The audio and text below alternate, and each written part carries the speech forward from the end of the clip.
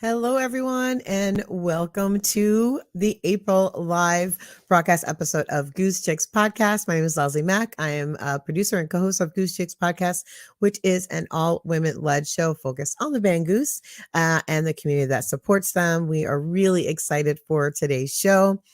We were all lucky enough to be together recently in Chicago at Goose's 2-night run at the Salt Shed. And so we are here to talk all about it. In addition to that, we have some amazing interviews that we were able to do with fans at the shows at the Salt Shed. So we'll be sharing some of those throughout the show. But first, let's get the rest of the crew up here.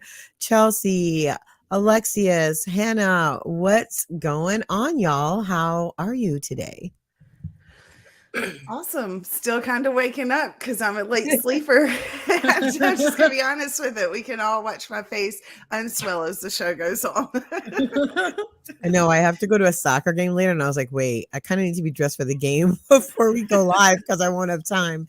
So yes, happy to see all of y'all and missing you already, even though we just saw each other in Chicago, but still missing y'all. I wanted to have a little bit of a convo amongst ourselves about something we talked about on site, which was that this is probably the fourth or fifth show or fourth or fifth run that we've all been able to be together at. But together for us means something a little different than it might mean to other folks. And I wanted to open today's show kind of talking about that because we had a convo in Chicago about it. The thing we were talking about was how much we really love the fact that we respect each other enough and love each other enough to let us each do our own thing at shows, even though we're going to the shows together. So I wanted to open the floor with that, just some thoughts from each of you around that concept and like how it plays out for us and what's so unique about it. Chelsea, I'll start with you because you always have the best insight. So we'll start there. Well, I think for me, it's always been important to try to keep my experience as my experience.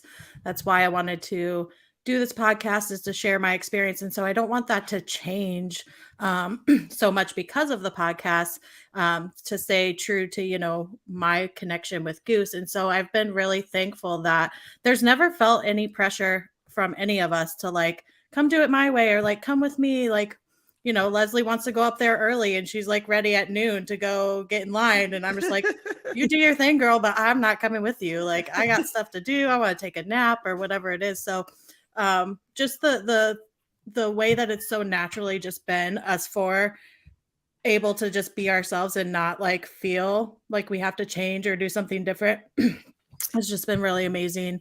Especially for me, because I think I really thrive on my independence and being able to do things my own way. And so that's just been, I guess, a really nice surprise, I guess, out of this is like that we can still be together, but we're not together. Yeah, I want to turn to Hannah and just ask you we never talked about this, right? It was not like a concerted thing that we discussed. It just happened really naturally. What do you think that is about? Like, what is it about the four of us and our connection with each other and with the band that made that so natural for us to not have that pressure? Like, you need to be with me on the rail, or you need to be in the back with me, or you need to be on this side with me. What is that? It's a little bit intangible. I thought you might have some thoughts on like what made it happen that way. Well, I think one thing, and this is going to sound really corny, but it is true that we all value a particular type of friendship. And so Chelsea has said some things to me recently about sort of the landscape of a jam band show where I'm just like, oh yeah, like the way we understand how we can be happy at this type of show is not how a lot of other people maybe are. Like for me, I've never had to like be like, okay, I'm with the rail people and the rail crew, and so I have to hang out with them. Like I like to bebop. I like to meet people, but like also not in a superficial way, like in a genuine way. Yeah. And so I think that is really important to me. And so I know that if we're not going to like be in the same area or like the same geography of a show, we will come back at some point and be like, oh my God, that Echo Jam sandwich. You know what I'm saying? Like, my sister just said bebop. Yeah, Amelia. But like I know that we'll get back together and we'll be able to talk about the things we need to talk about. And I also feel like shows really give you what you need if you don't have this headspace of like, I need to do da da da da. I have to be with these people. Like during the pancakes during the Chicago run, I left and needed fresh air and went out with my friends, and they were organically talking with people and smoking a cigarette, and which, by the way, I have seen or smelled 3 cigarettes being smoked inside at Goose shows recently. And so I just have to take a moment and say, if you're listening and you see people smoking cigarettes inside, please, please, please say something. Usually I can only smell it, but one time I saw a guy doing it and he looked scary. He looked like a bro. And so I didn't say anything because I was too scared, but it's disgusting. But anyway, so the people we were talking to, though, we ended up featuring in a podcast because of that. So it felt very much like we are supposed to be here in this moment. And I didn't feel like I was missing out on the full concert experience because I wasn't on the rail with you, or I wasn't in the middle section with Tyler and that group. Yeah. Very true. Lex, I want to turn to you because so often it shows you're working, which is a very different kind of entry point than the rest of us. So like your prep, you've got to really be like rested. You've got to be stretched out. Like you have to be ready to, be doing a very physical job in photographing the band, and photographing the show. So yeah, what has that been like for you? I feel like you were able to approach us from a very different place. You're literally sometimes on the other side of the rail. So yeah, what's that been like for you, knowing you're with us, we're staying in the same Airbnb, or we're sharing hotel space, or we're definitely, eating together for meals and things like that. What's that like for you as you head into the show, and what's it been like having this crew added to your many, many crews that you're a part of in the Goose scene?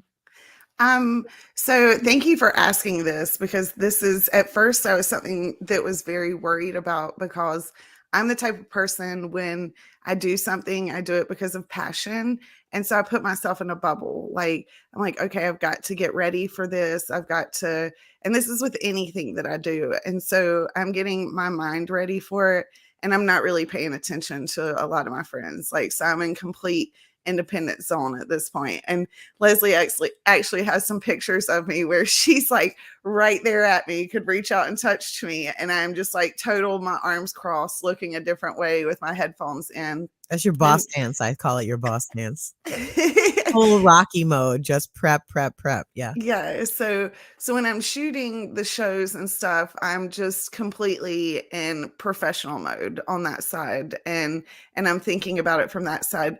But it's completely a different way of enjoying the show. It's not that I'm not enjoying the show, because I absolutely do.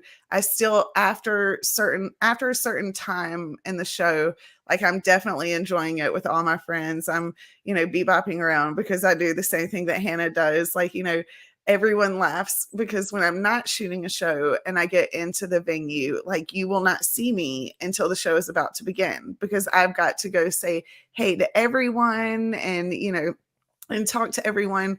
So there are many different ways I approach the show, but I still worry that some of my friends, like, that I think everyone's figured it out by now, that's what I'm doing, but I still always worry that my friends would be like, oh, I have to come in with us. And it's not that at all. It's just me trying to get into my headspace. But I'm also the type of person that's not going to push up. I'm like, if y'all say, hey, there's enough room, hey, we saved a space for you right now, and everyone agreed on it, then I'll come up second set. But I'm starting to really enjoy, being back with Getty and Eric and stuff, watching it from their view. It's really awesome. Or watching it from, like, side stage or whatever. That's fun. But I don't want to shoot every show, because I want to come out and enjoy with my friends. So I won't shoot every show. I'm just like, okay, I'll do this and this one, and and maybe this one, and then I'm going to also come out and live it up, because both of them are my passion, Goose and photography. So I've got to be able to enjoy it from both ways, not just one way. Yeah, for sure. It puts me in mind this conversation on something that Becky Chimman said when she was on the show, where she was talking about um when Peter and her are apart, sometimes it's good because when they come back together, they have different experiences to share.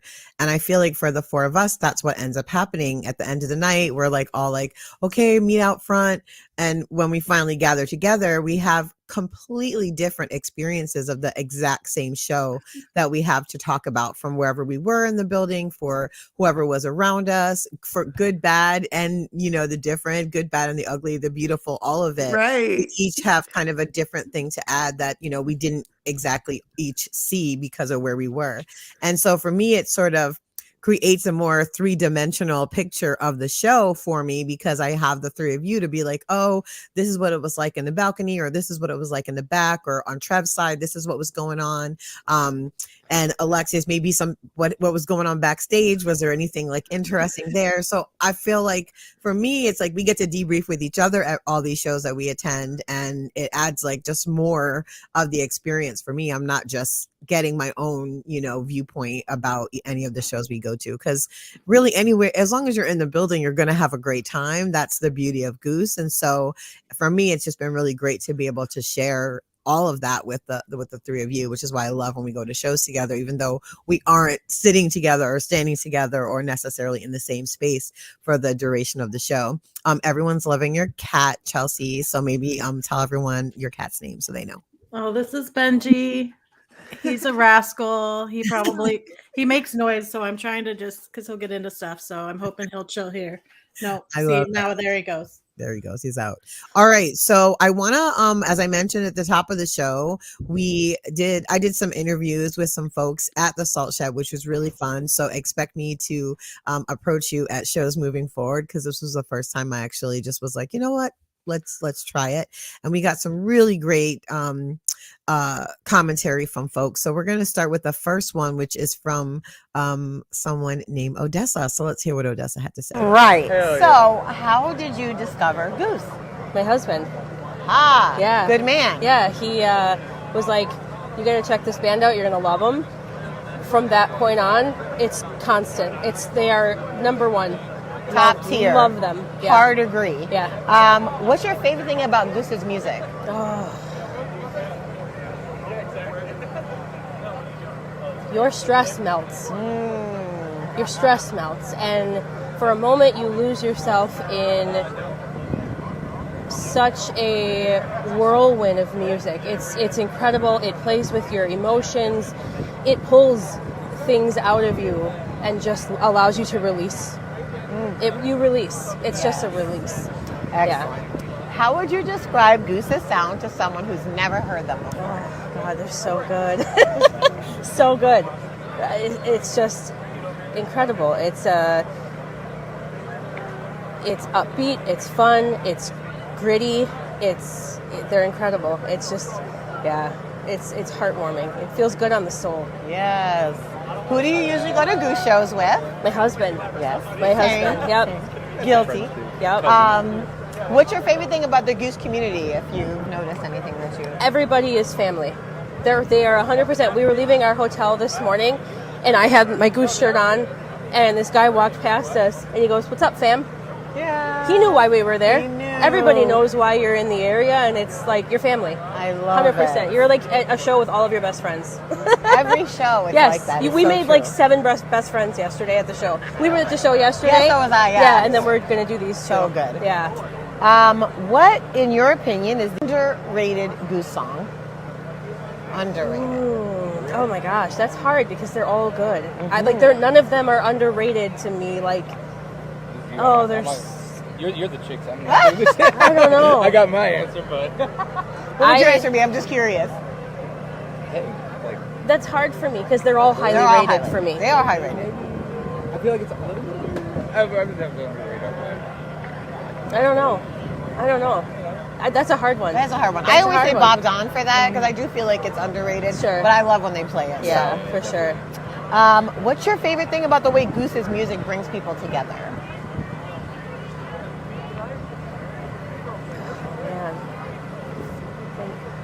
everybody is just here to have a good time. Everybody just needs that relax, that de-stress from the hustle and bustle that is our lives with work. For a couple hours in the day, you get to come and just kind of lose all of that and forget all of that, leave it at the doorstep and forget everything. Love that. Okay, last question. Are you aware of any Goose-related conspiracy theories? Handini. He's on my water bottle. I have a sticker of Handini on my water bottle. I love it. Okay, just your first name and where you're from to end it out. Do you want like state or Yeah, you can just say it, whatever, yeah. like just the state or the state, whatever you want to say. Oh, okay. It's up to you what you want to share. Okay, my name is Odessa and I'm from Wisconsin. All right. Odessa. I agree completely. That is Oh my gosh, amazing. Odessa, so cute. I loved I loved talking with her. She was great. And just a note, she's also a Black woman, and so when I saw her, I was like, oh, let me go over there and chat her up and see what's going on with her. And she was so cute. Chelsea and I got to take a photo with her night too. I'll post that on our stories later, but was just a great time. Any thoughts around Odessa's responses to the questions? I love that leave it at the doorstep idea, because I do feel like that's what it is. It's like a shedding. And I really, Goose feels like church to me so often. I literally like, oh, it's a church song. Born as a church song to me. You know, I have so many songs that I think are Goose church songs for me, and that were up there at the altar, to quote California Magic. What are y'all's thoughts on Odessa's commentary? I think that she was spot on. I think that that's exactly why I started going, was because I was like, oh my gosh, this is the one thing that I can leave everything at the door and not worry about it. And, and so that got me. And then it got me going more and more and more, because the world just kept getting tougher and tougher and tougher. And the news just kept getting nastier and nastier and nastier, to where it was just like, whew, this is the one place that I can enjoy everything and leave it at the door. So I completely agree. Odessa, you're so right. I wish I would have met you. I agree, but I want to add on to that, because I also feel like it's a place of inspiration for me. So like, shout out to Leslie. It's her birthday for a run we're all doing coming up. And I was like, I'm really weird about birthdays, in that I like have to try and find the perfect gift if I'm celebrating with you, but it has to be perfect for you. And so Leslie is a hard person to shop for, in my humble opinion. Because she will just get everything she wants herself. And I've had people like that. One of my exes was like that too. And so I had inspiration at the show of like, and I'm like texting Lex, even though she's working that show, doing photography, so I wouldn't forget. Or like, I actually was like, I don't know what to lecture on for my last lecture, that I have to come back to. And I ended up doing like having inspiration for a lecture. And it was actually directly related to Goose, because I talked about empathy. And so we all know Peter and Becky's whole empathy thing. And so, or campaign, I guess you could say. And I had seen a few couples that had that shirt on. And so that was really on my mind. And I was thinking about how a lot of my students are going to go out and do law enforcement or something in the criminal system. And I want them to walk away with a better sense of empathy for people that they're going to deal with in that capacity. And that's what I lectured on. So I love that you mentioned the whole thing about inspiration, because that happens to me at shows so often, about this show, about the podcast. And y'all know I'll text in the group chat. I'm like, disregard this for now, but I needed to get it out. We should do XYZ. And so I do find myself having those moments of like clarity or inspiration, or just thinking of something that I'm like, oh, this would be great to do, or somebody that I'm talking to will give me a good idea. And I'll just text her. I'm like, no need to read this, y'all, but I just needed to get it out so I don't forget it, because I don't want to forget. So that's definitely happened to me many times up there, just kind of soaking it all in. I think, when your brain is at that relaxed place that Goose's music brings you to, that place of just like clearing all of the gunk out and all the negativity out, you really find yourself in this sort of blissful state of openness and ability to think about things differently than you would have as with all the rest of the noise of the world. Chelsea, you're our resident like show meditator, so I want to just touch back with you on that, like, because you really get a lot spiritually directly yourself at shows. And I know it's been a little challenging as we've pushed you out of that comfort zone just a little bit. We're going to be working together to make sure that you have the balance that you need. But yeah, any thoughts around Odessa's comments? I like how she said it. I don't know the exact word she used, but it's like good for your soul, she said. And so that's how I feel at Goose shows is like I really, and this is probably why I don't mind going alone or like to go alone, is because I really am just like entrenched in the music and what is happening, the sounds and the lights, and just having a whole internal experience. I see it as very singular when I'm at shows a lot of the time. And so I really do feel like it's like touching my soul. Like it's really getting deep down to those parts of me. So I like that she said that, and that also how would you describe Goose's sound? She's like, they're just so good. Like Yeah. that's all you can say. They're just so good. I don't know. That's all I can say. I can't wait to have everyone listen to more of the interviews, because the response to that question was Yeah. most interesting to me. And I wanted to, because I have trouble actually. Usually I just send people music for the most part. Start here, drip field or something like that. But I people had really good answers to that. We're gonna do something with that, Dana, so I'm excited for us. That was actually, there's one person who answered that, and I was like, OMG, that was the most perfect answer. So I don't know if you're gonna play that one, but I hope so. I don't think I am. Okay. Odessa's the only double. So next week's episode, you'll hear the rest of the interviews. So make sure you tune in to the podcast that comes out Wednesday. You'll hear a lot more of these interviews, but we're going to play about 6 of them on the show today. So let's switch gears because we're going to kind of pepper those commentaries throughout the conversation today and talk about Chicago. We're going to talk about each night, but I wanted to talk real quickly overall, just like general overall thoughts about the 2 nights. And did you feel specifically like this was a diptych of shows, or could they be taken separately? Sometimes I know the Cap Run was like that for me. Like they approached it, in my opinion, as a 5-night run, and it felt like one that they were crafting something specific. And so I'm curious if you felt the same thing for the Chicago shows, and then just overall thoughts. Let's start with you, Hannah. I do think that they crafted it as a run in that way, but I think they needed at least one extra night, because like I know at least for night 1, there was stuff left off the set list that we thought we were going to get night 2 and we didn't. And it was legit because they ran out of time. Because like if you notice, Bob Dawn was one of those songs, and I was like, okay, they're going to play it night 2. But then they didn't. They played it either the next show or the show after. And so, I just think it should have been like a 3 or 4 night run in Chicago.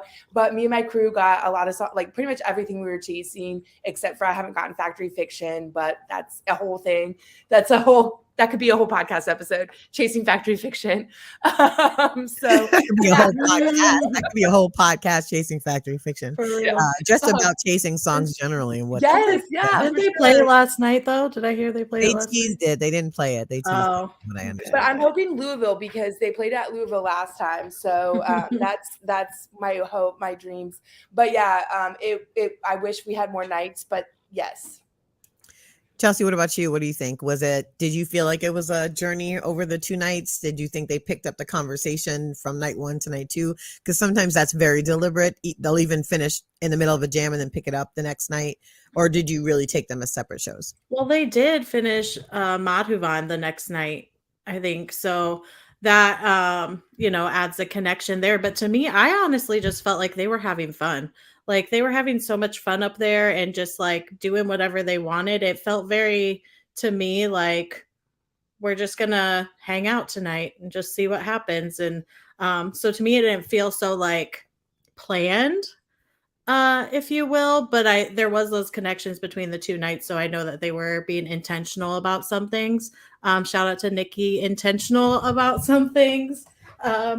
She'll probably be the only one that gets that. But she's here, so it works. Yeah. we were talking about being intentional with our shows and what shows we see, what people we spend time with, and things. And so, yeah, just wanted to shout her out. Goose is intentional too. Yes. So to me, though, the first night I was just like, they're just having fun. It did not feel like it was thought out in any sort of way. It was just like what they felt was what I got from it. And Lex, with your unique perspective, what did you think? Was this a 2-run that they really approached it as a 2-run, or what? Yeah, what do you think? I don't feel I don't feel that they approached it as a 2-run at all. I don't feel that that was a 2-run. I feel night 1 that they were having fun. I feel night 2 that they came in and crushed it. And then to make it feel kind of just to tease with you, because they love to mess with everyone and stuff, like to be like, oh, well, we'll just put this like the end of Madavine on this. But to me, the feeling was not at all like it was like they thought it out, they ran it through. This is what we're gonna do. I don't think it felt like a 2-night, like I don't think that was their intentions on it. It was like, hey, we're gonna make this a 2-night run. I've been to a lot of 2-nighters, and that did not feel like it was, that did not feel like they intentionally did that at all. Yeah, it makes me think of, I think the first show you and I met at, which was at the Pullman Yard shows last year. That felt like a continued conversation. Like they finished night 1 and it was like a comma or a ... Like it definitely was not an end of show. I thought this definitely had a beginning and end to each of the shows. And I also think that the vibe was a little different in terms of the flow of the shows, which we'll get into when we talk about each of the nights, because night 2 was really special in some ways to me, as far as flow goes. So we'll get into that. But before we get into night 1, we've got another commentary we're going to listen to. And this one is from our friend Rachel out in Louisville. So let's hear what Rachel had to say. Okay, how did you discover Goose? So I work with Colleen, and she introduced me to Goose for the bingo tours during the pandemic. So I was like partying in her backyard every weekend, watching streams, and then I got to go to my very first show at the Caverns, and it was incredible. The rest is history. The rest is history. I love it. What's your favorite thing about Goose's music? The community, for sure. I mean, like we travel like 30 deep with the Louisville crew, like to every show, and I've met so many amazing, like influential people, and it's the community for sure. I love it. How would you describe Goose's sound to someone who hasn't heard Goose before? Have you heard the indie groove band for Connecticut? No, I would definitely describe it as just very uplifting and dancey, and yeah, like Colleen said, very meaningful lyrics. Just bringing people together. I love it. I will ask you the same question about the underrated song. So what's the most underrated Goose song in your opinion? Man, I always say this, I love Butter Rum to the ends of the earth, yes. And I know that that's not everyone's favorite, but I'm always a huge fan of Peter's songs because it's just heart on his sleeve, the sweetest things I've ever heard. And they're awesome. In any Peter song is it for me. Like, I love those. I love it. I love it. Okay. Curveball question. What's your favorite Goose-related conspiracy theory? Conspiracy theory? Yeah, do you know any? I'm just asking because I don't know if there are any out there. I keep up with stuff like that. We found each other. Oh, thank you. Oh, we did. Hold on one sec. Say your name and where you're from. Rachel Lopez, Louisville, Kentucky. All right. Thanks, Rachel. That's my girl right there. When I was at my first like Fred show and stuff, we met the Louisville crew. It was so funny because we're like, we are rail riders, they're rail riders, and so we met Noah up on the rail, and everyone's like holding each other's spots, and so we like instantaneously became best friends because we were holding spots for each other. So the Louisville crew is an amazing crew, and they have taught us so much in this group. So I love Rachel. I love Colleen. They're awesome. And the Houseplant crew, shout out to Houseplant and the Greenhouse. Yeah, shout out to Houseplant. Shout out to Louisville crew. We cannot wait to be in your city in June. Very excited about those shows. It's going to be a good time. I think all of us are going to those shows, right? Yeah. So I don't think people understand. Yeah, if you haven't been to a Louisville show, you don't understand. Like, I went to so many shows last year. Probably my favorite show was the Louisville crew. The Louisville show, because it was, the energy there is insane. It is absolutely insane. And so that was definitely by far like one of my favorite shows. And we went to a lot of amazing shows, but y'all get hyped up and ready for Louisville and a 2-nighter there. Yeah, It's brace gonna be yourselves, y'all. It's gonna yeah. be a good one. And also, shout out to Houseplant Crew, because through this podcast, I've gotten into them, and I actually might go to Cincinnati a little bit early next weekend, and it will be 90% because Houseplant is playing a show there. So, yay. Awesome. Yeah. Excellent. Chelsea, any comments about Rachel's responses to the questions? I just thought it was cute that like someone came up to say hi to you like while you were talking to her, and you squealed, both of you, because you were so excited to see. I think it was Nicole, That was if I really remember. I think it was. I was going to mention, y'all don't. We Nicola. literally just were outside doing the interviews, and so people would be coming up. I'm like, you hear me squeal, like, "Oh my god, we found each other! Hold on!" And then Yeah. the interviews. So I like That was cute. the spontaneity of it all. Yeah. All right, so let's turn our attention to night one, Friday, 4/14 at the Salt Shed. I'm not going to talk too much about the venue because if you listen to our show that's coming up on Wednesday, we spent a lot of time discussing the venue. So today we want to talk about the show, and we have our standard questions we always go through. We're not a song by song recap show, so that's not what you're going to hear from us. But I'll start with the first question, which is, where were you in the house night one? Lex, we'll start with you. Oh, maybe she can't hear me. Can you hear me, Alexis? Where were you in the house Friday night one? Oh, you're muted. You're muted. All right, we'll go over. Hannah, where were you night one? Yeah. Sorry. Now I'm back. Oh, go ahead, Lexan. Where were you Okay. night one? Night one, I was at the Salt Shed. I was on the other side of the rail to begin with, set one. And then I went back to ADA seats. That place was jam-packed. And it was really cool to be able to go to. Oh, I think her internet's getting a little choppy. Hannah, let's roll over to you. Can you hear me still? Yep. Yeah, we can hear you now. But Okay. So it was really cool to be able to go to the front, to the back, and to be able to see all the lights. And then set two, I was all the way up on the rail beside my rail peeps and enjoying the rail, and that was a lot of fun. Hannah, how about you? Where were you in the house? Yeah, so we did some exploring on night one. I would say I spent the most amount of time sort of in the middle, Trevor's side by the bar.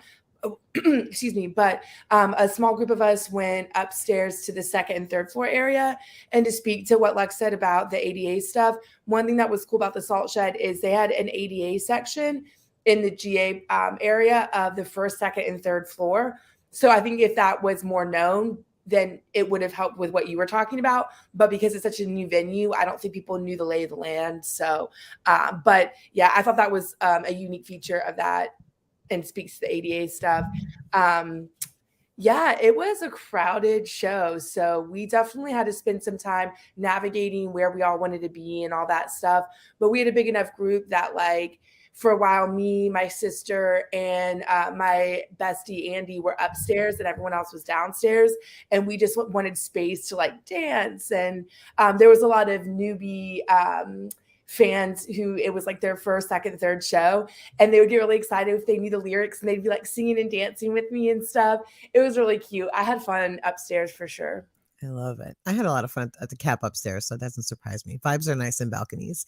Chelsea, where were you? Trev side that night? I know that's your usual post-up spot. So yeah, where were you? Yeah, so I was Trev's side. I actually made the rail, y'all, but Woo! it was the very end of the rail, as far as you could get, Trev's side. So I was kind of like on the end, but I like it that way because I don't want to get too far in the middle because you gotta get in and out. Anyways, it was good for me. Disclaimer to people, I want to normalize. I do not get in line early. I got in line like at doors is my typical get in line. I was up there with Leslie talking to people, but I was like, I wasn't worried about getting in line. I was just like hanging out. Anyway, so you can just come at doors and still get really close and get a good spot. So don't feel like if you're not there at noon or 1 o'clock that you're not going to get a good spot. Like that is not real. You can come at doors. You'll be fine. You'll find a spot. And I was able to get up Trev's side, like super close to Trev on the rail, which was amazing for breathing space too. It's Yeah. nice. Yes. It's my favorite thing about being on the rail, actually, besides being Mhm. I'm up there most of the time. I really like watching the interaction between the band members. When people ask me why do I want to be up front, it's because of that. Like seeing how they communicate with each other, how they listen to each other and react to each other. I find it really fascinating. It's a really unique thing about Goose. And I've y'all know I've been a Fish fan for a really long time, and I like to sit behind them for the same reason when they're in big arenas, because you can really see how they interact with each other. So I'm very into those things, because to me, it's how the ebb and flow of the show goes and how the music goes. And so watching them make each other laugh or watching them signal to each other, all of that stuff really gets me going, and I really love it. All right. Q2, what was your jam of the night? I'm going to just say, I don't think I've heard a better hunger site than Yep. I did this Yep. night. So I'll just start off with that if y'all have other ones that you would pick out. But I mean, over 30 minutes, I think it was almost 34-minute hunger site. It actually honestly took my breath away. I got very emotional, and the jam was so deep. It was just beautiful. I don't It know what was. else to say about it. It was gorgeous. I second that, and I was going to say hunger site, and I specifically remember like when it ended and they started Into the Mist. I literally like yelled. I don't know if you can hear me, but I was like, "That was beautiful!" Like that's all I could think was like, "That was beautiful." So hunger site for the win for that one. Yeah, and a great transition into the Mist, which I don't know if I've heard those two songs back to back before, but it was a great pairing with that really long jam, and then going into the Mist, which is so emotional and heartfelt. Hannah, how about you? What what'd you tap into this? I'm on an Everything Must Go kick right Oh now. gosh. So I was like legit crying when they played that. Mhm. And then they went into Thatch, which just lifts your spirits and makes you dance. And a bunch of people from our hashtag Catterday crew were chasing Thatch. They're a huge fish heads. So that's like their favorite Goose song. And we got that right after. So for me, that was a really cool transition to have the yin and the yang, I guess. So that was mine. Yeah. I love that. Lex, I know you were shooting a lot of this, so you get to enjoy it, but from a different perspective. What stood out for you jam wise? Yeah, what was the one that was like, that hit? So for me, Into the Mist is always that always hits me, and I was really pumped to get that Into the Mist because I never go into a show expecting stuff, but for some reason into this run, I was just like, man, please let me get that Into the Mist. Please let me get that Into the Mist. So that hunger site was sick leading into the Mist, and I was just like, at that point, I'm just like literally in tears because I'm able to enjoy the show at that point because it was so jam packed. Like usually I'm working the whole show. At this point, it was so jam packed and they didn't have it down. Security was kind of being wishy-washy the first night and everything. So at this point, I'm like, give it up. It's just give it up and enjoy. So, so it was hunger site into the Mist was for me just that whole time I was in heaven. I'm in heaven the whole time I'm there anyway, but that was what hit it for me, were both of those. Love it. Love it. It was a really beautiful show. When were you most moved? I think we talked a little bit about when we were most each moved, but Lex, what moved you in the show? What was like really tapped into you? That's a hard one to say. I got kind of in a personal thing about it and stuff. Mhm. So That's okay. We can leave it there. Literally, we yeah. can just leave it right there. I'm glad you had a moment though. Yeah, I definitely did. That's awesome. That's awesome. Me, I just always love Redbird. Generally speaking, it always hits me in a different way and always makes me want to call my mom after shows.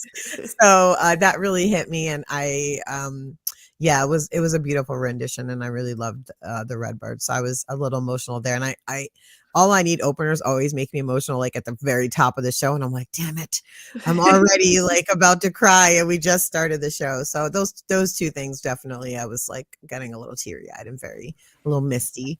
Hannah, how about you?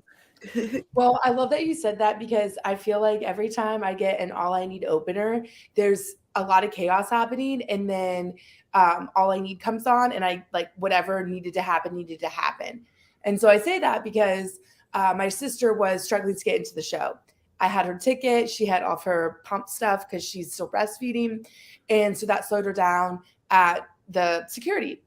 And so as she's walking past security, finally through the doors, All I Need comes on. And so that was really magical, obviously, because my sister, we're really close. She's literally on the chat right now. And so, yeah, it was just like that for me, night one, just like that song coming on when my sister's walking in and everything is falling into place was just like, mwah. I love it. Chelsea, finally you with that one. Where were you most moved during this first show? I'm gonna second Hannah's love for Everything Must Go because that's been hitting me really hard lately. Shout out to Nikki getting All I Need.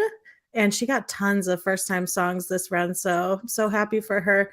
But honestly, Seekers on the Ridge, specifically part 2, really hit me that night. I don't know. I think it was around that time I turned on my flashing scrunchie that, if you know, I like to wear on my wrist that lights up. Yeah. And I think it was around that time I turned it on and I was dancing, and it was a really good vibe for Seekers on the Ridge. So I've been listening to that song a lot more lately since the show too. Yeah, that part 2 is always gets me. It's so good. It's so good. Yeah. All right, last question. Was there a special moment or experience you had this night? Lex, how about you? Anything special that happened? Yeah, some special things happened that night. It was really nice just to give back to the community that night, and some things were happening, and I'm not the one to like try and tell like what I've done or anything, but had some moments to where I was able to give back to the community, and those are always special things to see, those smiles that brighten those faces. Yes, I love it. For me, if y'all don't know, I'm a full Thatch evangelist, and I even have it in my bio on Twitter. Literally says Thatch evangelist. So I'm very, very committed to Thatch, and so I love when they end set 1. They've been doing it quite a bit, ending set 1. And shout out to my friend Michael, friend of the show, who literally texted me. He goes, "Girl, you know you've been in the room for 8 of 9 Thatches that they've ever played." And I was like, word. So apparently I'm also a Thatch conjurer, so which is amazing for me. But when they started it, everybody on the rail was like, Leslie! And that was really special. Just like that they all noted that they knew I was about to get my whole life. And just like, I go to there's like this level and then there's Thatch level for me. And I just go completely wild up front and take my personal raging to the next level. So I always love when I get to do it, and it was really awesome. And shout out to Lucas, who was next to me raging even harder than I was, per usual. Hannah, how about you? Any special moments in the show? I mean, it was Tyler's birthday, and y'all manifested a set list for him. So really the whole night, and my sister was there. So really the whole night was just magical and special for me, just for those reasons alone. Love it. Chelsea. Yeah, so I was, doing my own thing this night, but I did make a couple friends. Shout out to Mary and Meg, and we danced together. And I think it was at set break that Mary and I realized we each have a bird tattoo on our shoulder right here in the same spot. And we were like, weird. We're like mirroring each other. So it was kind of just like a fun, special moment. And then they played Redbird. So it all came together. So that was fun. But that feels anointed. That's lovely. Right. Yeah. It was a fun time. Love it. All right. We're gonna get into another interview from the show. And we're gonna hear from Jessica. Let's see what she has to say. Questions or what? Yeah, just a couple questions for you. They're easy. No, nothing. They're easy. No tricky questions. How did you discover Goose? My husband. I've been getting so much of that. I love it. Mine too. How would you describe Goose's sound to someone who's never heard them? Oh my, that's rough. Face melting jams. Ooh, yeah, I love it. What's your favorite thing about Goose's music?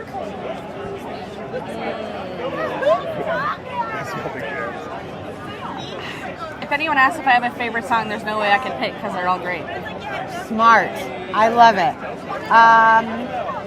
What's your favorite thing about the Goose community? Oh, the people. Literally, I was just talking to my husband how great everyone is and how many people we meet, and yeah.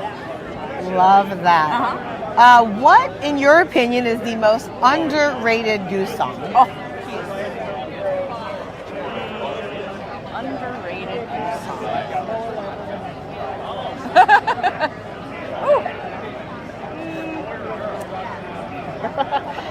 That's hard. I know it's a hard one. We can skip it if you like. It's not underrated, Yeah, but I but- may say Not Born only because there's two versions. Yes. Or Atlas Dogs only because I love the OG and some people My like husband I don't too. know. He calls I don't- this yep. one Atlas Puppies. Okay. So and I got my OG last night. So Yes, very you did. stoked, It was yes. lovely. Really good show. Okay. What's your favorite thing about the way that Goose's music brings people together? The community and the people and everyone you meet and everyone's your friend. Yes. We're all family. All right. Last question. It's a little bit of a silly one, but are you aware of any Goose-related conspiracy theories? No. Oh, no conspiracy theories. Okay, last thing. Just say your name and where you're from. Jessica Legvold, and I'm from Fargo, North Dakota. Awesome. Thanks, Jessica, for joining us. I'm going to play Sherry as well right now, and then we'll discuss both of them after. Here we go. Here's Sherry's commentary. How did you discover Goose? During the pandemic, I started watching them when they were like playing. I believe it was at someone's house, and I was like, okay, I can get into this. Love it. Yeah. How would you describe Goose's sound to someone who's never heard them before? Very inspiring, energetic, uplifting, positive. Excellent. Who do you usually go to Goose shows with? My husband. Same. What's your favorite thing about the Goose community? That there is actually a community. You see a lot of the same people at the shows. Everyone, there is a sense of community. Everyone's caring. It's just very inclusive. Love it. What is the most underrated Goose song in your opinion? Underrated. That one's hard. I don't know. I think.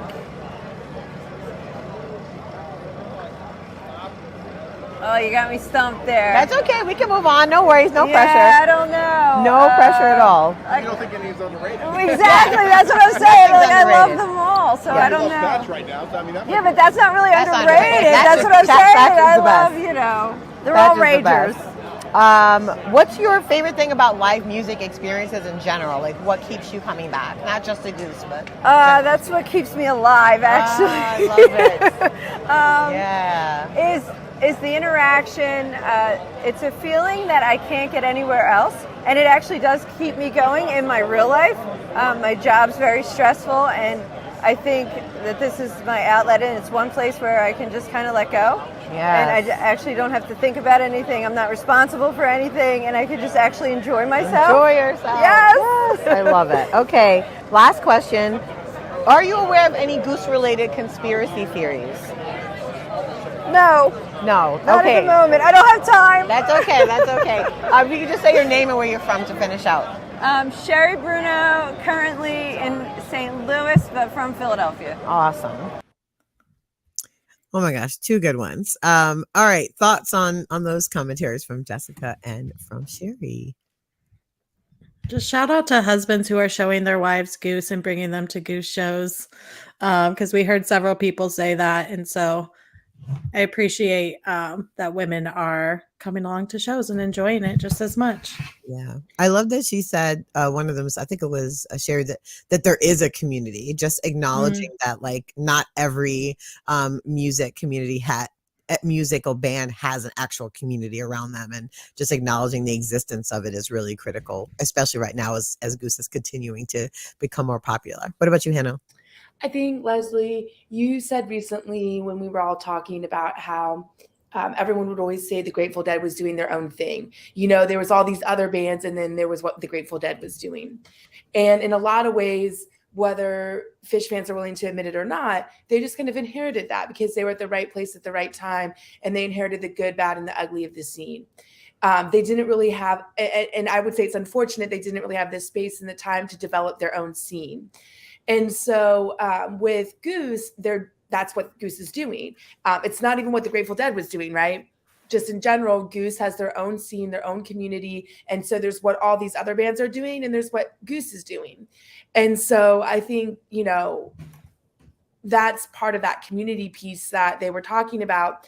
And I'll just give a little teaser to some of the interviews that you're going to premiere on our upcoming episode.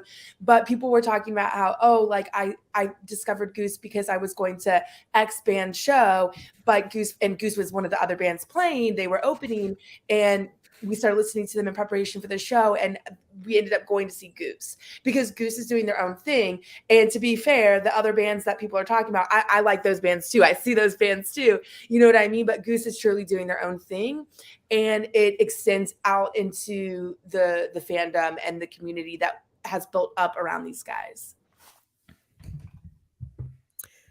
I love that. Sorry, we have a little behind the scenes stuff going on. Alexis, any thoughts on Jessica and who do we have else? Michelle.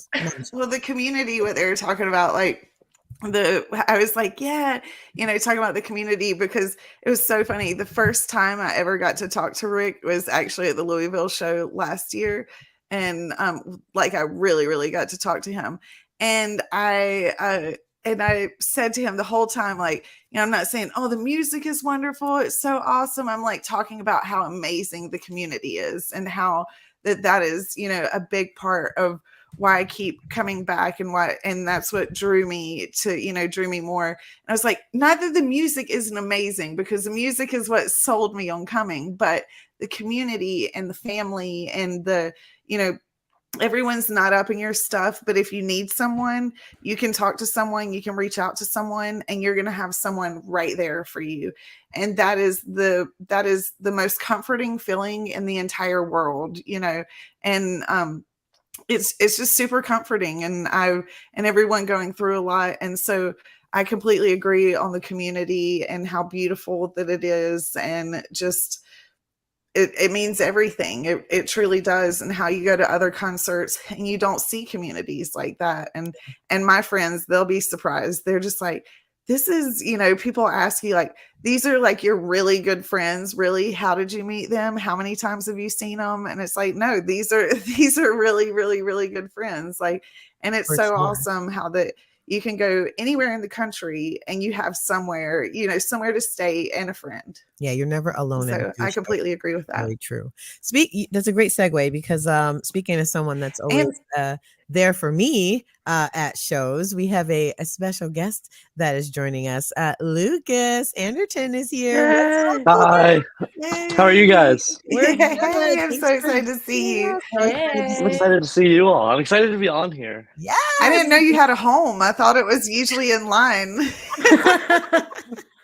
Actually, I should be on a flight to Seattle right now, but things adjusted and I'm not today. So I'm at my parents' house today. Excellent. But will you be at the Warfield? I think so. I think Leslie and I talked each other into it. So this is breaking news. Lucas and I were texting yesterday. He's like, I think I might be going to the West Coast. And I was like, oh man, I wish I could go to San Francisco. And by the end of our little conversation, we both had talked each other into going to San Francisco. So we're the best influence and the worst influence on each other. But and Leslie's telling me the other day, because I got I was supposed to be on break and everything and not going, and one of my friends was like, hey, I'm going, I have an extra hotel room and some tickets. And I was like, that sounds really enticing. And Leslie's like, no, Alexius, you can't do it. You can't do it. And so then last night when I get a text from her and she's like, I think I'm going to Warfield, I was like, oh yeah, here we all went. So here comes Lucas. It's always like that. Well, Lucas, everybody who's watching, if you have been to a Goose show or any number of Goose shows, you recognize Lucas's face and his amazing dancing ability up on the rail.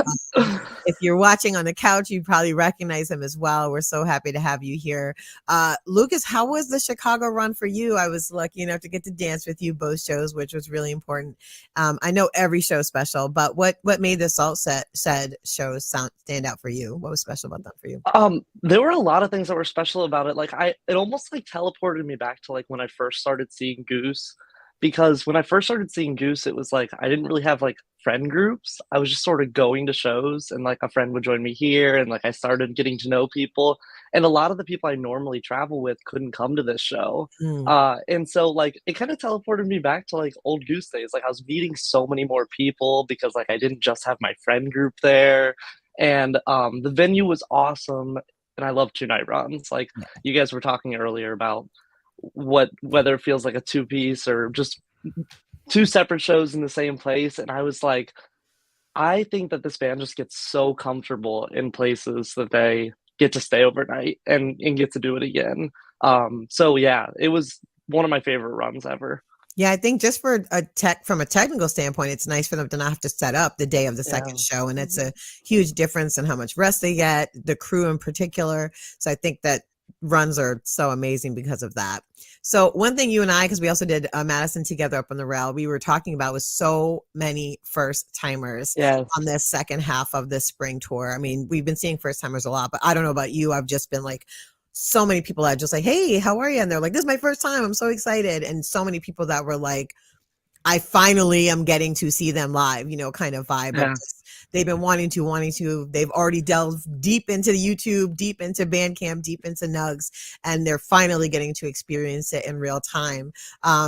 I think my kink might be seeing people's faces their first time at set. Like that's literally like really gets me going. Such a mixture of like amazement and joy and shock all going on at once. So I'm curious, Lucas, since you go to so many shows and you get to see so many folks first times, what are some things you think is important for people to like know about how the Goose community shows up for each other and how critical community care is for all of us? I would love to hear your thoughts on that and let people hear from. Can I ask one real quick question? Yes. How many shows have you been to, Lucas? Oh yeah, Lucas, how many shows? I want to say it's 62. Hell yeah. I'm like counting. I remember my favorite show ever happened to be my 50th show, and maybe it's because I went into it like with a super positive bias, but it was Saturday at the Cap. But I get a lot of confirmation bias because like everyone says it was one of the best Goose shows, which makes it really good. So I've been like counting from, if that's 50, trying to count from there. So 62. Yeah. Yeah, Leslie, like I think that's such an important part. People come, you guys talk about it all the time, and I think everyone in the Goose community does. It's like you walk in with like one friend to a show that you're going to the show with, and you leave with like 300 friends, and the next morning you're like looking through your phone and like you have all these new followers, and you have these new people that you just texted your name to just swap names, and you're like trying to piece together, wow, who are all these people I met last night? And like I think that is the very best part of Goose, is like how quickly we just wrap our arms around people and just like embrace them in, especially people who it's like their first show, especially if they're solo at a show. Yeah. It's like, oh, don't worry, we've got you tonight. Like we'll be looking out for you. So yeah, I think that's the best part of this band and community. Oh, it's so true. Yeah, and I said this, everybody will hear this, but this was my first solo run that I'd done without Drew, and so it felt really special. Y'all were just taking such good care of me, looking out for me, making sure that I was good, and it felt really amazing through the Madison and both Chicago show runs. I was just like, oh, I don't feel alone at all. It was definitely different, but I was like, oh, I'm not by myself. And people just kept reminding me, like, you're never alone at a Goose show, no matter what. You've always got people there that are looking out for you and thinking about you, and just taking care of each other, generally speaking. Well, while you're here, we're going to jump into night 2 if you want to stick around and talk about it with us. Awesome. Fantastic. So our first question we always ask is, where were you in the house? Lucas, where were you? So Alexius can confirm I was not on the rail at the beginning I of the can show. confirm that. Yeah. I did California Magic on the rail, which like I love California Magic. I remember being at the first one and hearing it sound checked at 930 Club. I was next to Lisa Governor, who I know is super involved in Goose Chicks. And her and I were like, Rick is singing about Jesus right now. Like, what cover is this? And it ended up being a new original. And like, um, and so I stayed up there for California Magic, and then I had heard the night before that there's a GA section behind the grandstands, up on like the third floor with couches and a bar. And sometimes I just Yeah. like, I love that view. And so I ran as far back as I possibly could and got up there for the whole first set. I said to you, Leslie, as I left, I was like, I swear I'll be back. I You were gotta like, go get "I'll a be back different second set, perspective. I promise. I'm just Yeah, gonna run out for a while." Yeah, definitely. it Uh, was awesome. It very, very cool. it was really cool. We were talking about it because the first time I felt like I was taken up into space, with the lights, because we always do the rail. And so Radio City Music Hall was the first time that I had not been on rail for a Goose show. And so I was just like, I don't know how I'm going to feel about this. And then I went back and I was able to enjoy Getty's Yeah. entire light show. And through part of it, I was like, oh my gosh, I'm being taken up into a spaceship. This is insane. And so when you're at the back of the house, I felt that again, like through part of it. I was like, all these lights make me feel like I'm being taken up into a spaceship. So it's really cool to definitely try and mix it up. And I'm happy Lucas, that Lucas is being the example and mixing it up and, and showing everyone you can do rail, you can do back. And I wouldn't suggest middle because it gets really hot. Mm. But if you could get to the side, and if you're in the middle, take a lot of water with you because Yes, it Yeah. gets really, really hydrate. hot. Pete even says it. Hydrate, everybody. Chelsea, where were you this night? Trav side again for night 2? Yeah, I went the same spot again. But I am kind of regretting not hanging back and seeing more of the lights because that is one thing that I'm kind of missing from the rail. Obviously you see the lights up there, but it's totally different. It's not like how Getty sees it. So I am kind of regretting that. But y'all, Trevor, he was dancing. He He was was in like rare form straight up Saturday. Yeah, dancing. I mean, I had to take And a mostly on video of foot, that. not just, a no, swing. like Full dancing was yeah, happening. so I was like really in tune to that. Like we were vibing out, me and him, we were both dancing. And so I was really focused on Trevor and being right there with him. Low key, Um, I think he was focused on you too, Chelsea. I'm just saying. I I saw him don't look in your know. direction I quite don't a lot know. this season. Quite Could a lot. be. I don't Could be. know. We don't know. We'll have to find out maybe. No, but if you look back, I don't know, but back when I first started watching Goose shows and stuff, Trevor legit didn't even bob his head. Like he would not. He was so stone faced and just like he would be playing and jamming, but he would not even like bob his head or like so to see him up there like dancing full body like dancing, it just to me it felt like he felt so comfortable finally, like he was able to just like let loose and really feel the music and vibe out. And so that felt special to me in that way that he's feeling more comfortable with all of us too. So It's been fun watching him, especially all of them, but especially Trevor post the To Boost tour. Like, I feel like it really opened up something new for each of them performance wise. And Trevor's a great example of like much more movement on stage. Even Rick, I was noticing because I always come home and then watch the show over because then I can see the lights. And I was noticing that the tight shot of Rick, it's harder for the videographer to get it because he's moving way more. So they'll think they're tight on him, and then it's like he's gone because he's moved and he's dancing around. Hannah, where were you night 2? We started in the same area, but we had some chomping issues. I talk a lot. I've never seen someone be able to talk so much at a show. We learned a lot about this woman's life, and she wanted to go to a concert and meet another couple. She met the couple. She's recently engaged. What else? My buddy Ian also has like a full report because they were so distracting. And so Ian gave me permission to share this. He's like the sweetest, kindest human. Okay. And I made him switch me places. And then he got so distracted. He actually went up and politely asked if they would please stop and or just be a little quieter. And they got kind of upset at us. And so we ended up having to leave, and we went on the other side. We went to to Peter's side, which I hadn't been on Peter's side in a while. And it was, and I discovered a new trick. So we went during set break to the other side, and we were trying to carve out space because some of our friends were outside smoking cigarettes and stuff. And so I start like very obviously picking up trash, which is funny because I'm with my trash crew. I'm with my Cincy trash crew. And I was picking up like 2 pieces at a time and then putting them in the recycling because we were pretty close to the recycling area and going back and forth. And people saw me doing that and they had a lot of respect for it. So they actually gave us that space that I had cleaned up and didn't infringe on us. And then our friends came and we still had room to dance and everything. So yeah, that was our Saturday. Love it. Love it. Love it. Okay, Lucas, jam of the night 2 for you. What was the standout? I would put Pancakes up there as one of the jams of the entire year. And like night 2, set 2, I would put there as one of the best sets of the year. It was the danciest Goose set I've ever been a part of.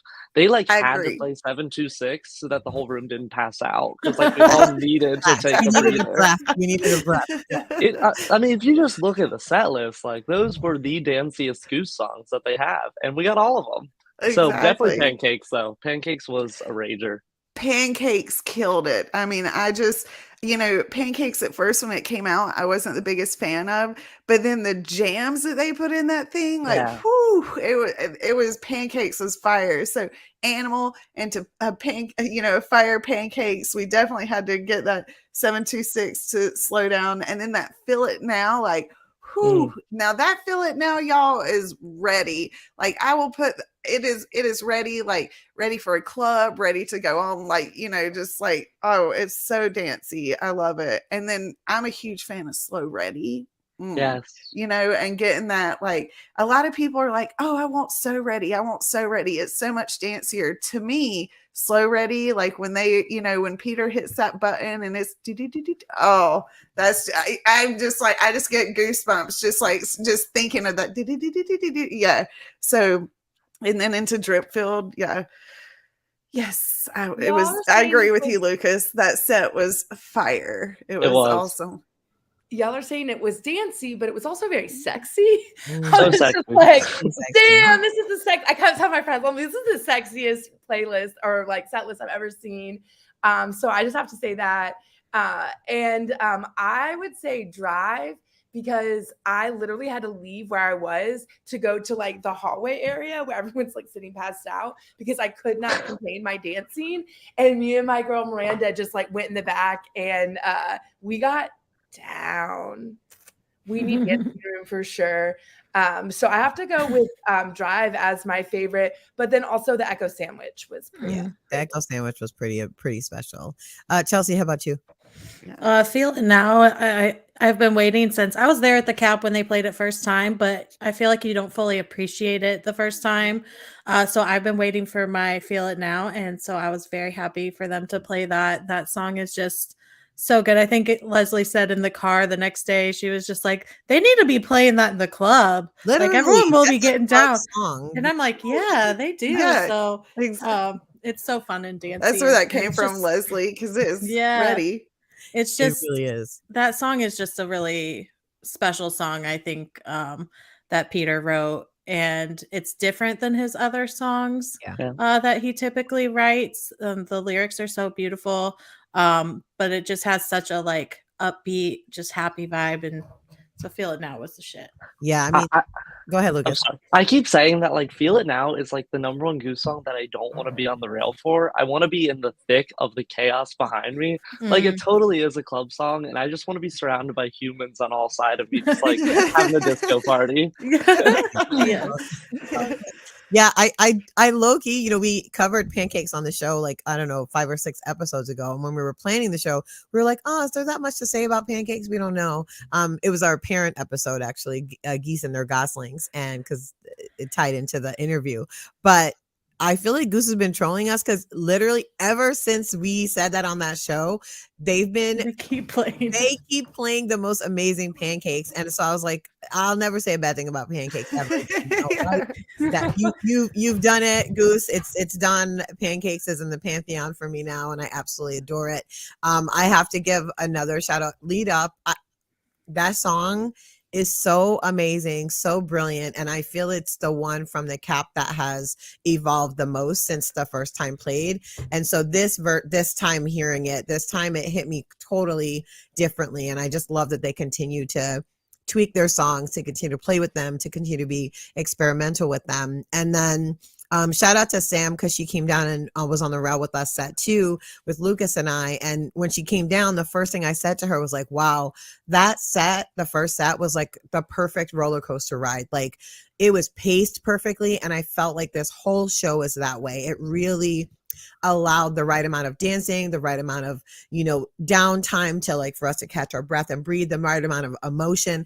It was just the perfect vehicle to get into and start with California Magic and end with the Madavon Jam. So for me, night 2 is just super stellar. I have a feeling I'll be looking back on the shows this year, and this will continue to be a standout highlight. But lead up for me was really special and really amazing. And then I always love a White Lights encore. I don't know, it does something for me. So I always love when they play White Lights as an encore. I think the first one I got was at the Joy, and I just remember being like, oh my gosh, it's a perfect way to end a night. Just like perfect uplifted space and just feeling really energized and everything. Yeah, I always try and do the white lights dance. I don't know if y'all are familiar with the white lights dance.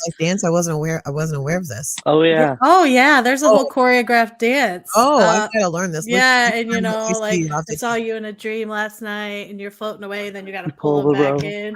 Yeah, see, Lucas knows. I always try and do the dance when they play it. So Leslie, Owen and I were trying to do it on the rail right next to you. Owen knew it way better than I did, so I was just kind of following his lead, but he knew it all. All right, well, I've got to learn it now. I love choreo, so I'm definitely in the I'm in it. I'm into it. Really quick, I have to go back to lead up. You call yourself a Thatch evangelist. I am a lead up evangelist. Like Chelsea, I think either you or Hannah said like the first time Goose debuts something, I think you're just sort of like almost just like observing and like taking it all in, but you don't really appreciate it till you get that re-listen. Lead up was the first time ever with Goose where I was just like every note on that debut, I was like, this could be like a classic rock song for like the rest of eternity. I joked around on Twitter yesterday that I have a new playlist on Nugs, and it's called "Lead Up is the best Goose song ever." Yeah, and it's just, all the lead ups. It's just all lead ups, and I just listened to them on repeat, and they are all so good. And that's where I was back behind the grandstands, and so there's so much space, and like a lot of the Goose Twitter crew was back there, and they can attest that like I was just losing my mind in all the open space listening to that lead up. I mean, it is by far like my favorite Goose song. It's so good. All the songs I debuted at the Cap were amazing, but I will say, like, between Feel It Now and Lead Up, we just were really treated to something special. Hopefully they'll make it onto the new album, because I'd love to hear the studio version of both of them. And I also think we could hear both of them on the radio like so easily, but Lead Up is like a strong like single in and of itself, and they're just getting better and better at it. It's really something's super special. So I'm with you on that. All right. Third question. When were you most moved during the set? I'll start with Hannah and then we'll go to Lucas. Oh gosh. I think, I don't even remember what song it was, but it was the second set and all my friends, we all got back together in the same area. And so just like having that moment of like, we're on the same place at the same time, enjoying this music, dressed up like cats. And so, yeah, that was probably the most magical experience for me. Gosh, but I will say hearing, having Lucas on the show, which is such a treat, is like getting me really excited about possibly riding the rail, which I've never done. Like you will see me, it's to the point now where people recognize me because before the show starts, I'll go up to see my friends on the rail and I'll be like, I'm not staying. Like people know me as the girl who's trying to get through, who says she's not going to stay. And so I'm just like, one of these days I am going to, and I think I want it to maybe be Columbus because that's a hometown show for me. But gosh, you guys make it sound so fun. And also the breathing room and space to dance is. It's nice. I can't lie. Definitely. It's a plus for sure. Lucas, how about you? Where were you most moved during this particular show? 726 was just such an opportunity to just like reflect on the run we had. that's when Sam Ray was still up with us, and Colleen wanted to switch with me because her and Sam are close. So Colleen went up for 726, and I went back like right in the middle of the Louisville crew. And like, it's not really a dancey song, so I was just sort of sitting there, like just looking around and reflecting on like how great of a crew we had there, how beautiful the crowd was. Leslie, I don't know if you've mentioned them. I wasn't on for the full podcast, but we had a group of high schoolers right behind us. Yeah, we did. Who maybe it was their second show. Like I think night one was their first show, and they took my rail spot for that whole first set. And just like looking at like their faces were melted. Like they were like, "What are we witnessing right now?" And I was just so appreciative. Like 726 was a great reflection point for me. Yeah, that was a really good one. Alexius, how about you? Night two, what stood out for you as a moving moment? Oh, I think her sound might about. Chelsea, I'll throw to you. Oh, here you go, Lex. Go ahead. As a moving moment, so yeah. Can you hear me? It's Yeah, a we can hear really you. bad storm here, so if not, I can go mute. Can you hear Oh, me? we can hear you now. We can hear you now. Go ahead. Oh, okay. So, this was a total different run. I actually ended up shooting most of the night, the second night. So, so I was really just the feel it now for, I don't know, for some reason at the end, what was it? The drip field just really got me. I don't know why. It just really did.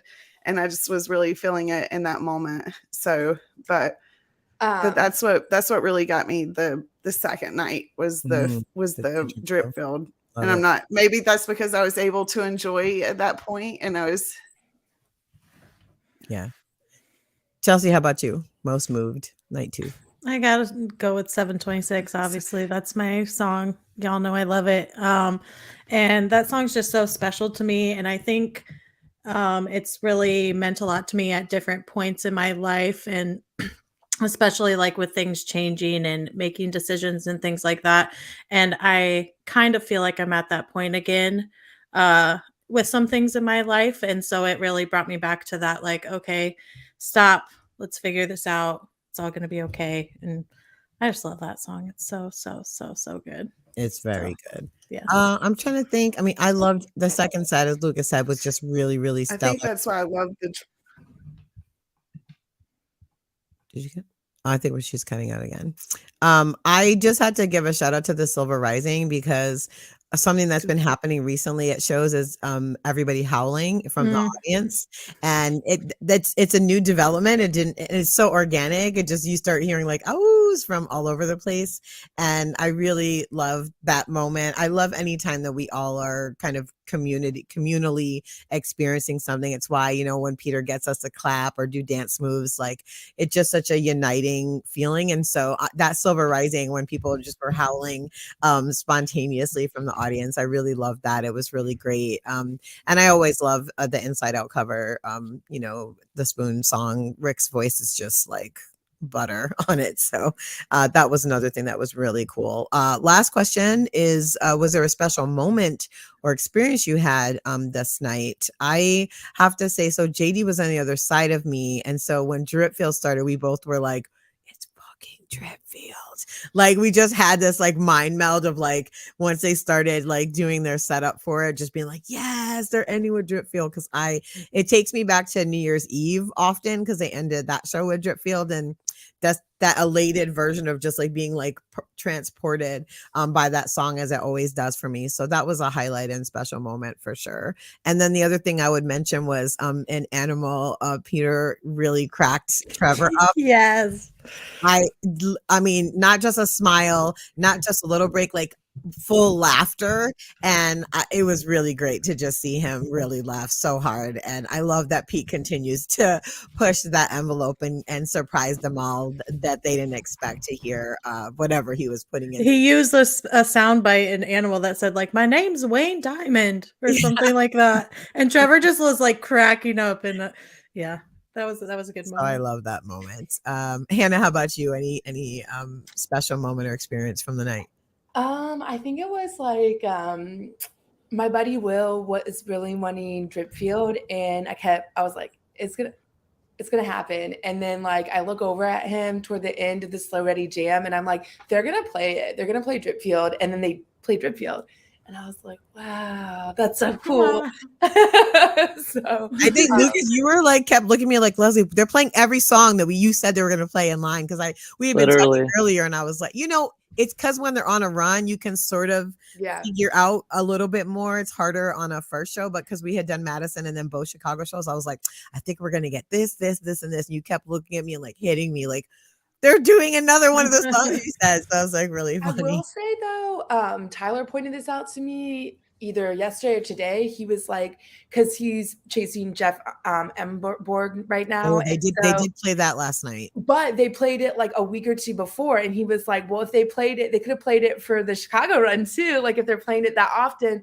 And so my point is just like, they're switching stuff up on us. You know what I mean? Yeah. Like playing songs that they don't play often, like kind of almost back to back, you know what I mean? So really, who knows what we're going to get? Summer tour is going to be wild. It's going to be next level. We don't even know. We don't even know. And we haven't gotten a freshie since the cap. So to either do one, I think at some point in the West Coast run, we'll get a new song. I think that's just a prediction. I think so too. Like from what I've been hearing and stuff, like a lot of writing has been going on. And also I do want to point out for anyone who's watching, if you have been paying attention to any of the interviews, like everyone's complaining that this year is, less dates than there were last year. And last year they were on like a super fast run. Well, guess what, guys? Next year there's going to be lower numbers. And, because they've got to get some things recorded. They have real lives to do. So, they will pick it back up, but it has to, there has to be that balance, and there has to be a lot of recording that has to be done. And that's not me just from the inside. It's from the articles that you read and the interviews that you pay attention to and stuff. So, but it'll be awesome. But Dripfield that night, like Dripfield for me is right now is like a special song from night 2, and losing my sister and stuff, and just like all the problems that you have to go through, and just life is hard. You just feel like water is just crashing on you. Like you just feel like at times, like you're just like, can I take a breath? Can I just get a breath above the water? So that, that was a special song for me that night, just to be able to try and take a breath. And then I was going to take a breath and not go on Goose tour. But then that all just changed. Plans changed, and now, in less than a week, we will be out in California. So yeah, I mean, one thing Lucas and I say all the time to each other is like, everything sucks except for Goose. Exactly. So we always are saying that. We work in a lot of the same circles, and we're always like just conversing about the world generally. And so that's something we always are like, everything sucks except for Goose. And so yeah, it's easy to get talked into going to more shows because it's the only thing that doesn't suck, and you want to be around things that are not terrible right now. It's really hard out in the world. Lucas, we'll end with you. Any special moment or experience you had that night that you wanted to highlight? Slow Ready is just always special for me. Like I was on my first solo like run of Goose in Atlanta 2021, and I remember like hitting the guy next to me, this kid who seemed to know everything about Goose, and being like, what song was that? Like I need to know what song that was. And that was like the moment I was sold on Goose, was during like the disco jam in Slow Ready. And Peter like broke me out of my shell at Goose shows. I was always a Peter Railcat guy, and like watching him dance during Slow Ready is like why I started dancing at shows. And his dancing has just like become nuts during Slow Ready. Like I don't know how he doesn't need a break after it. And in Chicago especially, like he was losing his mind dancing to it. So that was a special moment for me. Yeah, Slow Ready is always, it's a great entry song for folks as well. I often will send them the album version, and I had some friends over a couple weeks ago, and I was just playing some Goose songs, and Slow Ready came on, and she goes, who the hell is this? And I'm like, it's still Goose. And she's posted on Facebook and like on Twitter, she's like, I can't stop listening to this song.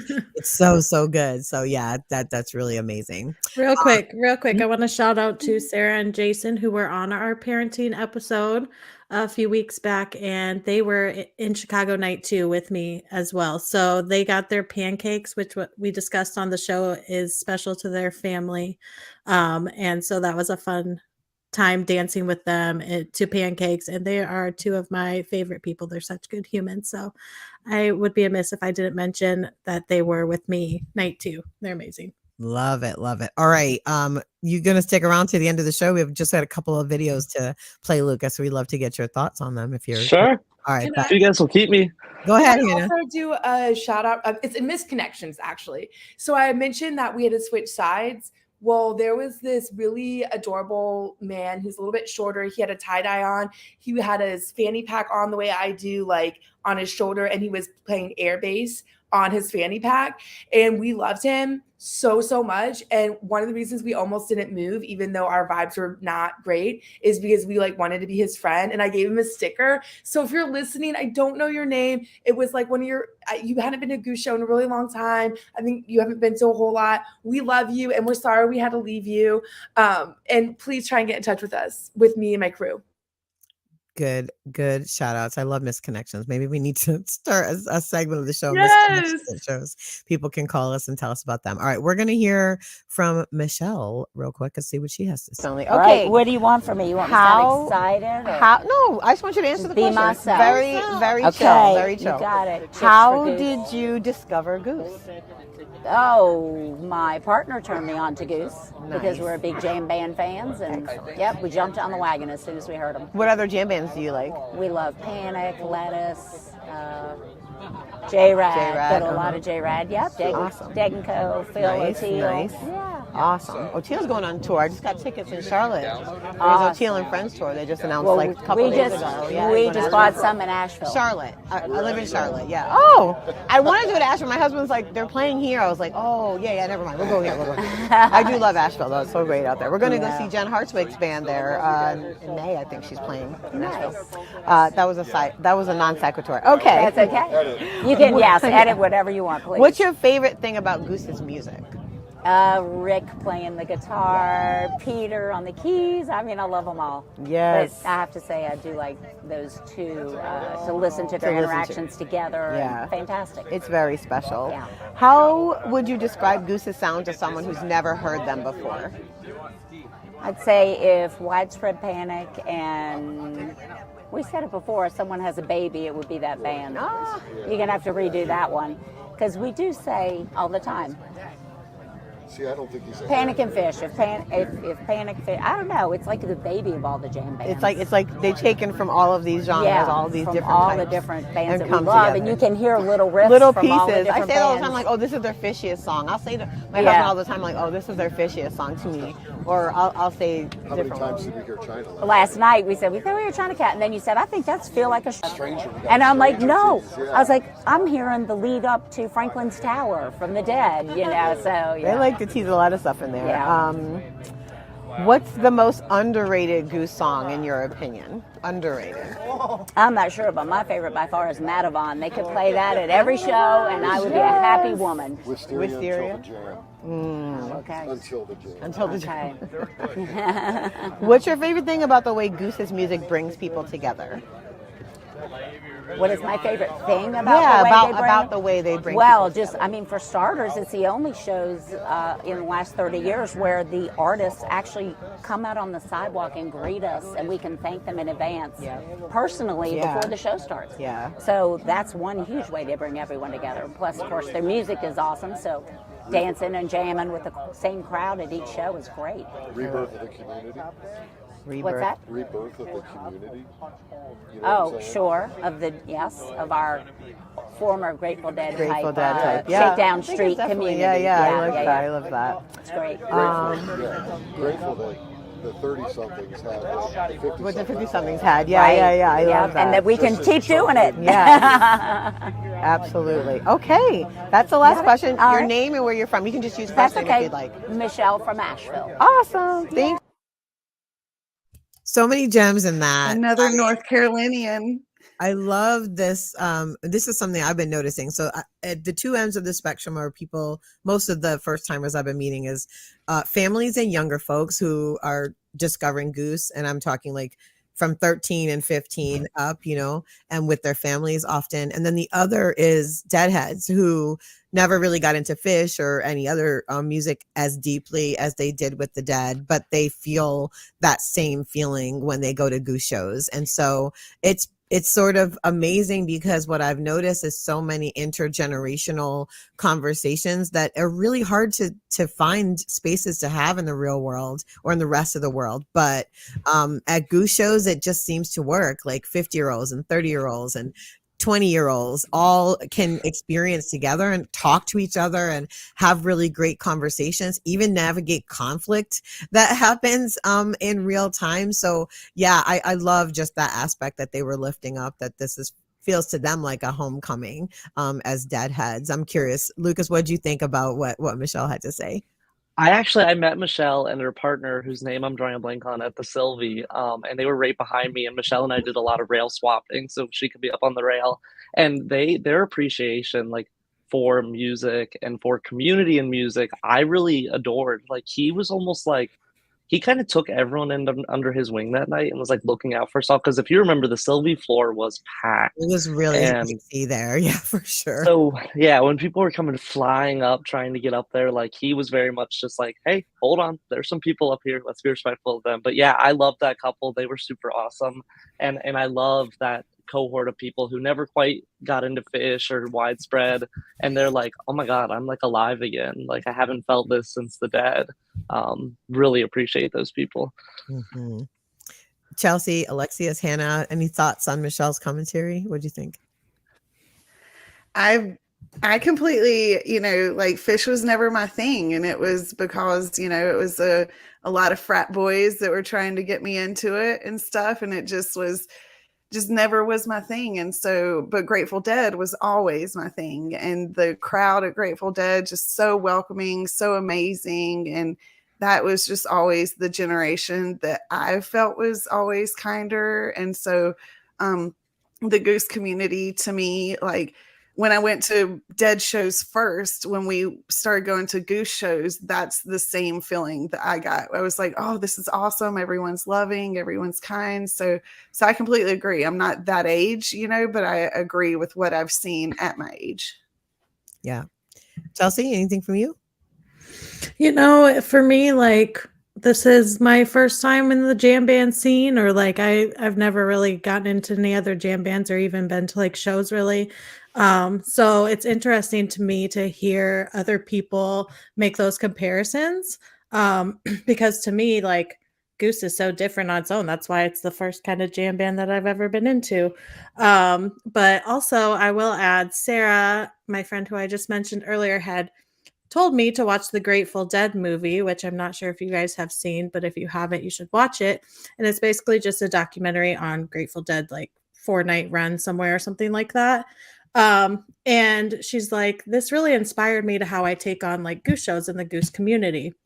And so I watched it when I got back. I watched it the other night, and it is kind of amazing how similar the scene is from the 70s, just in the way of like the people coming to the shows for a spiritual experience, or the way the community gathers together, and certain things that you can see is still alive in Goose's shows. And I think the good things about the Dead scene, hopefully, are the things that we're seeing now in Goose, however many years later. And so I find that interesting, especially coming from people that may have been in the Dead scene, to kind of validate that as well.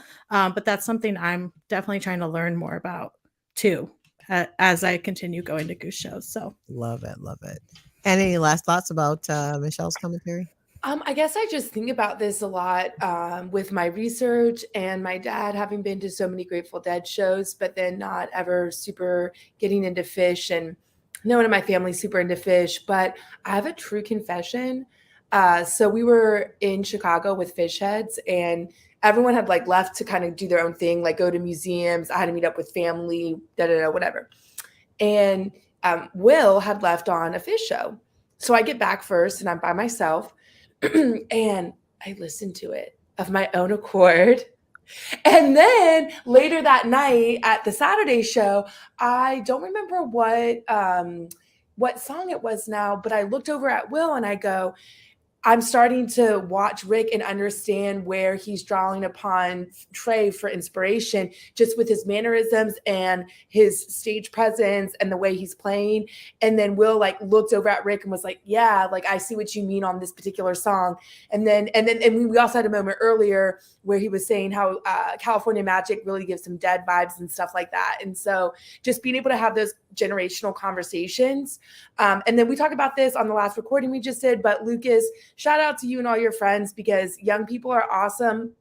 I teach young people for a living that are your age, and people like to try and talk shit to me about like, oh, y'all, that generation is too young and they're not nice to each other, or they don't understand politics, or they don't understand social issues. And I mama bear the shit out of your generation, because I'm just like, hell no, dude. These kids are thinking so outside the box. Y'all are going to change the world. I have mad faith in you. And so then seeing that translate into the Goose scene, where people like you and your friends are taking care of people, I just am like in awe of how awesome your generation is. And I think like I have a lot of mentors who are in their 50s and 60s and 70s, and they'll say like, I need a 20 or 30-year-old to be my mentor, because I need to know how to like not be a crotchety old person, basically. You know what I mean? Like, I want to see the world from a young person's perspective and get that perspective. And so I just think it's important to surround yourself with people who are 10 years younger than you, 15 years younger than you, and also 10, 20 years older than you, because we want to like, I want to know the world from your perspective. I get, you know what I mean? Like, I want to see everything, and yeah, I don't know. Go everywhere and feel everything. Yeah. And on that note, there's always a Goose lyric to save the day, to come in and wrap things up for sure. What were you saying? Is there a Goose lyric to come in and say on the younger generation, make sure to register to vote, and we need your votes out there to change the world? Yeah, you know, everyone Lucas does a lot of please. work in that sector, so please. And also, shout out to Peter for having his Yo Vote sticker on his rig. Yes, it's so important. I'm like, excited to see that. So yeah, I know, Leslie, you do a lot of work, right? Like trying to get people to register to vote. I do a lot of work doing that. Lucas, you do a lot. It's very important for all of us. And I try and tell people, like, if you want a change in what's happening, then your voice, like, go out and vote. That's your voice of how you can do it. Sorry to go there. I just love it. Let's get on that soapbox. You'll probably hear it a lot from us, especially as we lead into 2024. For sure. Exactly. We've got one last video to share. I want to thank all of the folks that we played today: Michelle, Odessa, Jessica, Sherry, Rachel. Shout out to you, especially out in Louisville. We love you. And here's Sydney's commentary. So let's listen. All right. So our first question is, how did you discover Goose? Good question. Let's see if I remember that. I think it was during the pandemic. Remember, a lot of bands were doing like virtual concerts. Yep. Mm-hmm. It was one of those where it was a bunch of different bands doing virtual streaming stuff from their homes, Gotcha. kind of thing, and they did that. They were really good during that season. Yeah. What's your favorite thing about Goose's music? I think just the kind of the vibe it creates. People makes everybody happy. Everybody's stoked. It's true. It's exciting. It is. How would you describe Goose's sound to someone who's never heard them? Well, I did hear you say indie groove earlier, and that is actually exactly how I describe them. I feel like that's how, like, when you see them described in like an article or something. Yeah, they'll say that's that. how Indie they're groove like band. the indie groove band. Indie groove sensation or whatever. It fits. fits. I mean, but they're also kind of much more expansive than that. Yeah. That's like an entry point, but they seem to be even like, getting more. More and more. How do you even really describe it? But you did say groovy. Which Yeah, is it's like groove. The groove is important. Yeah. It is. Yeah. I think Peter's addition is what brought like the full groove to the band. If you listen to like earlier stuff, I think that's like a big thing that he brought to the band. Definitely. Who do you usually go to Goose shows with? My boyfriend, who is with me. We love to come to the shows. We love to wait in line. Yes, I love it. What's the most underrated Goose song in your opinion? Underrated. That's a good question. Honestly, I feel like Elizabeth doesn't get the hype that it deserves. I feel that. I love it. I just posted that on my story the other day. Really? That Elizabeth? I was feeling Elizabeth. lyrics I love that it. day. Yeah. What's your favorite thing about the way Goose's music brings people together? I don't know. I think it brings a very inviting spirit. Everybody kind of shares the experience together. Yeah. Okay, last question. What's your favorite Goose-related conspiracy theory, if you have one or have heard one? Yeah, I don't think I have any. You haven't? Okay, if we find any, I'll tell you. I've heard some, but yeah, well, we don't know. If That's the last thing. What's your name and where are you from? My name is Sydney, and I am from Chicago. Awesome. I wanted to end with a hometown commentary, and you could hear Chelsea there doing that interview with me. We were in line, and I was just going up and down the line talking to folks on night one, so that was really fun to do. Any thoughts around Sydney's commentary and what she had to say about Goose? I think it's awesome what she had to say about Goose. But Chelsea, what was the conspiracy theory that we heard in line? But we're waiting in line for the bathroom theory that guy had. I don't remember what that guy said, but I will share a conspiracy theory if you want. Breaking news: Chelsea has a conspiracy theory. Let's go. I can't take full credit. This is a collab between me and Nikki on this one. But so our conspiracy theory is that the reason Goose always goes on late is because Rick wants to come straight out of the shower onto the stage, and they have to wait for him to take his shower. And this is evident by, if you notice, his hair's always wet when he comes out. That's point one. And then, so Nikki had told me this. And then when we were in NOLA, waiting in line to get into the show, I literally watched Rick come out of the back of the venue, hop a fence, and run across the street to their hotel where they were staying. And it was like, I mean, it was doors, so it was like right before the show was supposed to start. And I was like, he's going to take a shower. I know it. So that's our fun little conspiracy theory. So you might pick up more evidence as we go on. But. Oh, I love that. I only have one conspiracy theory, which is that if you're in the venue, and doors are open and people are already in the building and Rick's guitar is missing from the stage, we're getting a freshie that night. So that's my only conspiracy theory that I have has proven to be quite true. My friend, shout out to Michael, who also mentioned this to me. I don't remember what show we're at. I think it was Atlanta. He leaned over. He's like, Rick's guitar's missing. We're getting a freshie tonight. And sure enough, Everything Must Go was played that night for the first time. So yeah, it's something I key into. I'm always looking at who's missing, what's not up there that's supposed to be, what's Padge doing back there, like all those kinds of things. Lucas, do you have any Goose related conspiracy theories that you're aware of? No, I don't. I thought of that really silly one about the hoodies, but it's not worth everyone's time. Because John Weber and I held up our beige and purple hoodies, like they're the beige ones with the purple font, and we had the exact same size, but they were like, if you looked at the length, they were like 10 inches different in length. And then we looked and they were totally different brands. And I'm just like, why is this the same hoodie, same price, and they're totally different hoodies, different colors and everything? That's the best one I could think of. That's one. I love it. That's a Naveed related conspiracy theory. I love it. The hoodie sizes are fluctuating. I hear that. That's well, that kid from Chicago, he was saying in the bathroom line, he was saying that he thinks the song Thatch is written upon the movie Atlantis. Right. Okay, I remember now. Because like all the lyrics kind of go with it, and then like the main character in the movie is Thatch, and and like there's someone in there named Thatch, and I was like, interesting. Thanks for letting us know. So, so I was like, oh well. Gotta let them know about that. That was a pretty funny one. I was like, now I've got to go watch that movie. I think I might do that on the stormy day. You never know with Rick. He's always where he's pulling these things from. He always is talking about getting inspiration in the shower. Actually, I've heard him mention that specifically, that he gets inspiration in the shower. I believe it, Chelsea. I'm here for it. I like it.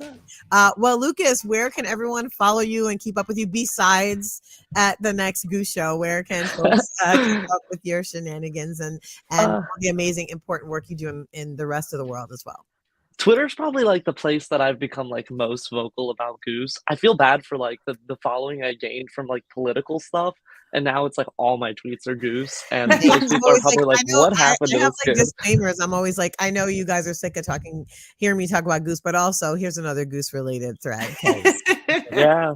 But you know what I'm finding is that like my Goose friends are also like my social justice friends, and like I adore that. So they seem to all like both kinds of content. So my Twitter is probably my best place to find Well, me. I'll put it on the What's Facebook comment. what's the at? Yeah, we'll say it out loud so folks can hear it too. It's I at def- Lucas Anderton, and there's an underscore. I think I can put it in the Facebook comments, and then Yes, you you can can. pop it in there and I'll put it up on screen. Yeah.